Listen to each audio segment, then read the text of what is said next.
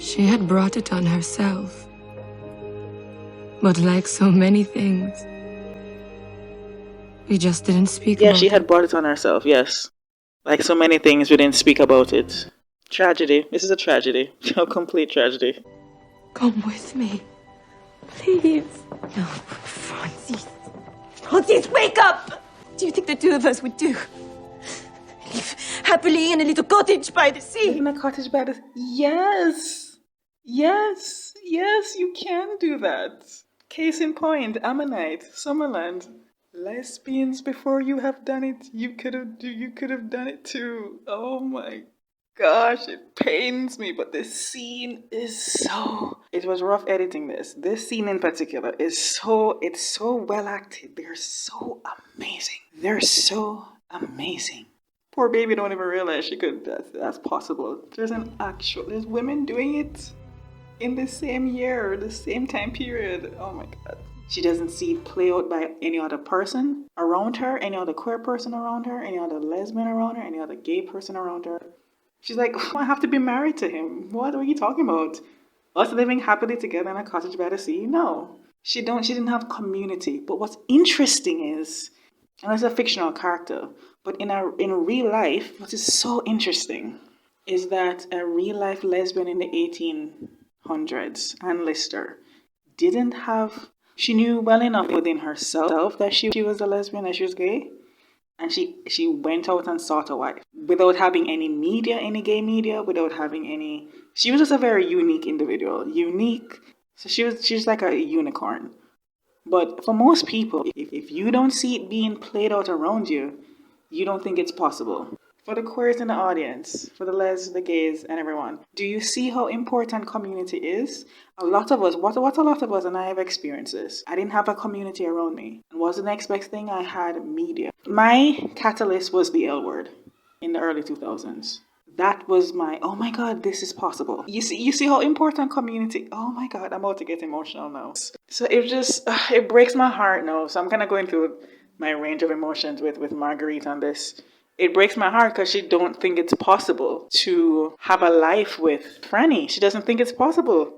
I just wish that Marguerite could have seen the vision. You see the vision? I wish she could have seen the vision. But anyways. Prisoner at the bar, this is your chance to address the jurors in your own defense. I loved her.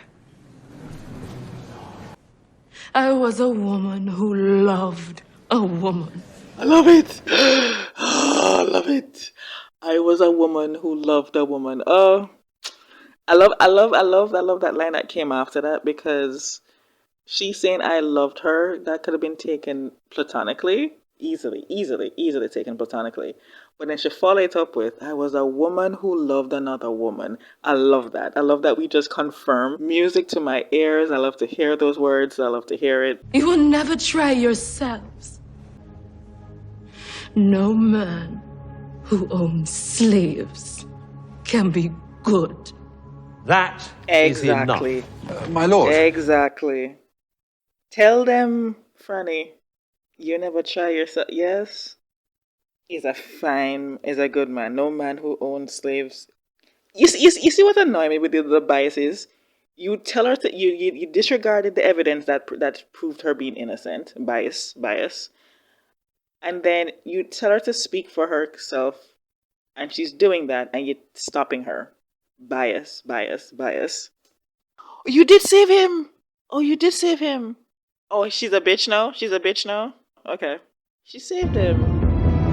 Every blade of grass, every plank of wood on his damn estate! Look how she ate that.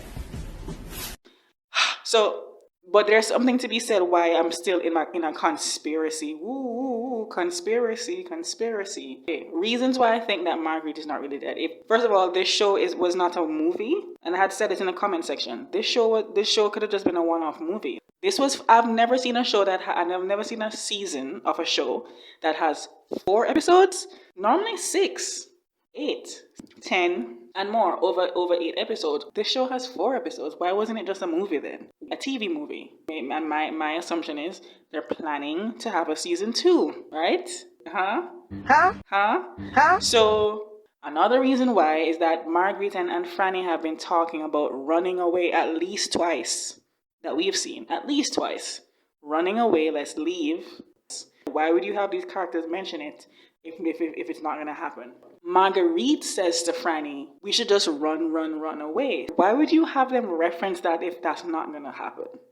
Okay, so that's my second reason why I feel like maybe there's more to this story that we're not seeing. And then another thing, too, third reason why. The doctor that claimed that he cut open didn't really analyze, he just went along with what her medical records were, so he didn't, the assumption is that he didn't really analyze her body, Marguerite's quote-unquote dead body. Those reasons are enough for me. Maybe this show is going to have a season 2, then we're going to reveal that, oh, we thought this happened, no, but da-da-da-da-da-da. My fourth reason is that in episode 3, Meg, Marguerite wrote to Laddie to have some assistance from him in helping to expose her husband. The note that she hands to Frannie to pass on to Laddie. Benham is connected with Langton and they have all the shady dealings that happens at Paradise. They're connected, right? So Marguerite was going to get, as she wrote a note to Laddie. Laddie was reading the note out loud to Frannie, and they're having a conversation, and Laddie says to her, why, you should be doing something. Laddie was saying that, okay, so she's wanting to expose her husband, but you worked within the organization, quote unquote, why can't you do it, right? Okay, so that was number 4. So we didn't really see that come to any sort of, that didn't come up again. But like, once again, why would you have that as a storyline? Marguerite, I was saying that she's letting life happen to her. I had said that. But that scene shows her actively trying to change her life. She's actually actively trying to get rid of her husband. He's an awful person. And the things that him and Langton has been doing. And yeah, anyway, so we didn't come back to that ever again. So why would we have that as a storyline if you're not going to have it be... Like, you didn't set it, that looks like a setup. Anyways, that's number 4. On to number 5. This was all a dream. This is another option. Because, so now when we see the scene of Frannie supposedly admitting to stabbing Benham, and she stabs him in a very dramatic way, by the way. Very dramatic. Overly dramatic. I had noticed that the first time. I was like, oh, that's very dramatic. But I never thought too much of it, right? She walks back into the room with Margaret. Her hands are bloody. Only her hands are bloody. And there's no blood on her nightgown. There's no blood on Margaret's nightgown. By the way, the blood only centered on the bottom part of their nightgowns. If someone comes in to stab Marguerite, why wouldn't you not stab her in the chest? I've edited these scenes over and over. My reaction to it, especially my fan vid, Frannie and Marguerite, the problem with you. Because the scene where Frannie turns her body over, and she's distraught and she's realizing that she's not waking up, there's no blood on her chest area. So somebody like Heb comes in and is jealous, whatever, and stabs Margaret in her bed and then leaves and then wants to pin it on Frannie. Okay, but really she died from opium. Why was there no blood on her chest area? It's not making sense to me. You know what I'm saying? So this was all a dream / nightmare for Frannie. Another thing too, Frannie was consuming a lot of I think it was opium as well. So she's more than likely out of it. So another important thing to note. So if Frannie comes back in, wouldn't Frannie have woken up if somebody was in the room with them stabbing Margaret? Wouldn't she have woken up? Where'd the blood come from? There's no, you see what I'm saying? You see what I'm saying? It's not making sense to me. And if it doesn't make sense, it isn't true. In the wise words of Judge Judy, if it doesn't make sense, it isn't true. So, this is my 5th reason why it was all a dream. I used to read Word Up magazine. This was all a dream / nightmare. I know that we are sad about the show ending the way that it did. And I'm still going to put in my rant and reaction because there are other things I want to talk about. In the event that we don't get a season 2, I'm going to still have this out there. I want to just clarify. I know that we're sad about how it ended. Hear me out. This was all a dream. I just can't accept that this is how the story ends for Frannie and Marguerite. I don't know. That's how I feel. But for me, for right now, since I'm not really accepting this ending, and if you all watch Black Mirror, specifically the San Junipero episode, They won an Emmy for that episode, by the way, San Junipero. To me, this is how Frannie and Marguerite ended season 1.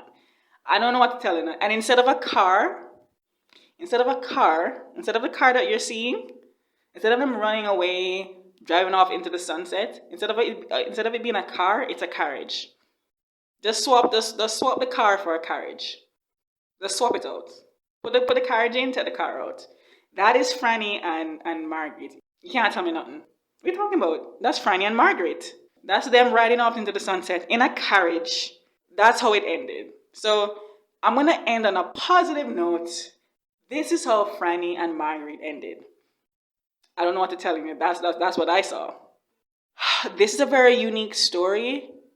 And you could just do so much that to end it here doesn't make sense to me.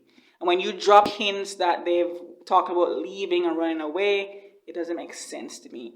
You know what I'm saying? So this is how it ended. Frannie and Marguerite riding off into the sunset in a carriage. And that is how season 1 ends. And then we go into season 2, their adventures.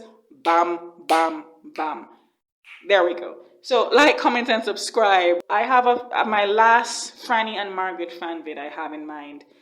It's to the song Touch, Troye Sivan's Touch. And I want to try to do something interesting with that. So ending on a positive note with this reaction, and ending on a positive note with my fan vids. My previous fan vids, Frannie and Marguerite, The Problem With You. That song is just really, really, really good. It really fits them amazingly well. My second fan vid was Frannie and Marguerite, The Love of a Lifetime. That's an Elaine song. That's a Jamaican singer. Love that singer, love that song. And third fan vid was Frannie and Marguerite, What Do You Want From Me? And it's because of that line that Marguerite says to Frannie in episode 3, what do you want from me? And I remember thinking, hold on, that's a song.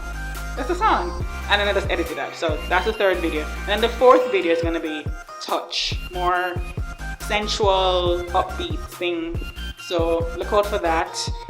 And if there's a new show, like I wasn't expecting this. The show just kind of came out of nowhere and I reacted to it. So I don't know, maybe another show is gonna come out and I'll just react to that. We don't know. So you have got to subscribe to see what I'm reacting to.